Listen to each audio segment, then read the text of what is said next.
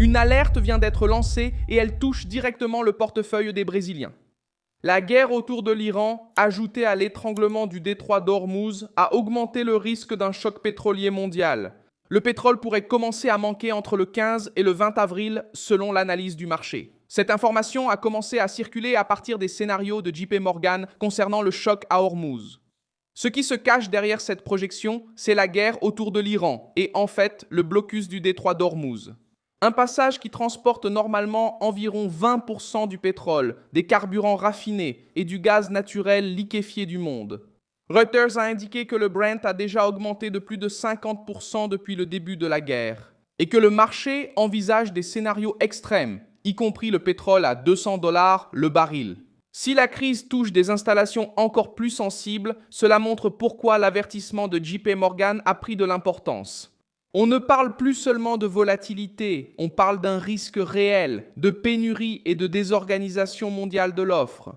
JP Morgan estime que l'Asie, qui achète environ 80% du pétrole transporté par le détroit d'Ormuz, devrait faire face à une pénurie de carburant qui s'aggravera entre avril et mai. C'est important, car quand l'Asie se précipite pour sécuriser des cargaisons, elle détourne les navires, les produits raffinés et les stocks du reste du monde. Le choc cesse d'être régional et devient une compétition mondiale pour l'offre. C'est précisément là que le Brésil entre en jeu. Le Brésil produit du pétrole, mais il dépend encore de l'importation pour une part importante du diesel qu'il consomme. Reuters a indiqué qu'environ 25% du diesel brésilien est importé. Cela signifie que lorsque le marché extérieur se bloque, augmente ou prend du retard, le Brésil en ressent les effets. Des difficultés peuvent survenir sans pénurie de pétrole brut national. Il suffit d'un manque de diesel importé, d'un réapprovisionnement plus coûteux ou d'une logistique portuaire désorganisée. C'est ainsi qu'une guerre loin d'ici commence à affecter la récolte, le transport routier, le transport urbain et le coût de la vie. C'est pourquoi la période entre le 15 et le 20 avril a pris autant d'importance dans ce récit. La projection part de l'idée que les navires qui ont cessé de traverser le détroit d'Ormuz commenceraient à manquer dans les semaines suivantes à mesure que les stocks contractés avant la crise seraient consommés dans les produits en circulation. Avec cette analyse, la date de la mi-avril apparaît comme le moment où la pénurie commencerait à devenir visible au Brésil, même si l'analyse initiale de la banque était davantage concentrée sur d'autres régions plus exposées. Cette date est devenue un point critique, combinant trafic maritime, réapprovisionnement des stocks et course mondiale au carburant. Cela pourrait se faire sentir ici tout au long du mois d'avril, avec une tension accrue précisément dans la seconde quinzaine.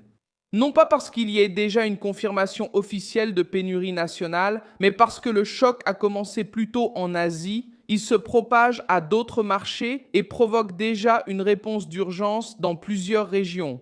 Reuters a indiqué aujourd'hui que les répercussions, d'abord ressenties en Asie, devraient vite s'étendre mondialement, à mesure que raffineries et importateurs se disputent des cargaisons rares hors zone de guerre.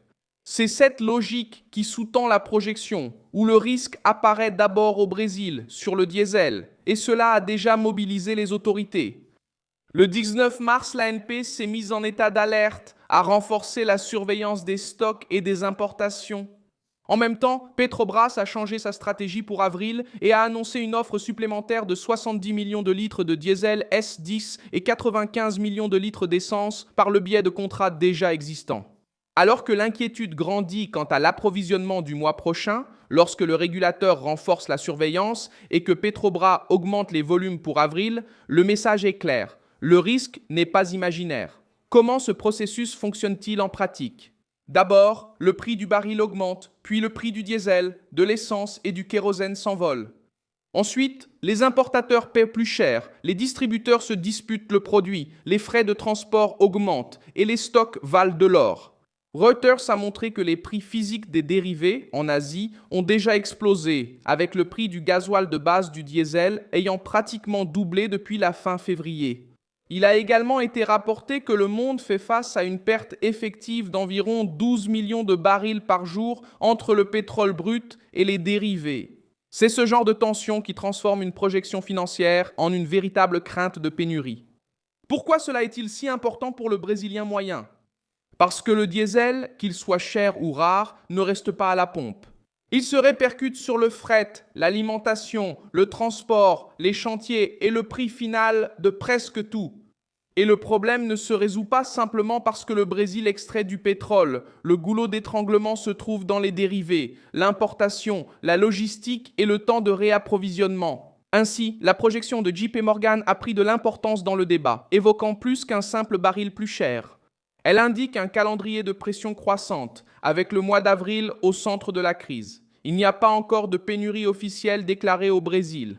Mais la projection du marché, qui indique un début de tension entre le 15 et le 20 avril, a commencé à avoir du sens pour beaucoup de gens. D'abord sur le diesel, puis sur toute la chaîne. Quand une route stratégique se bloque, le monde entier, Brésil compris, en subit les conséquences.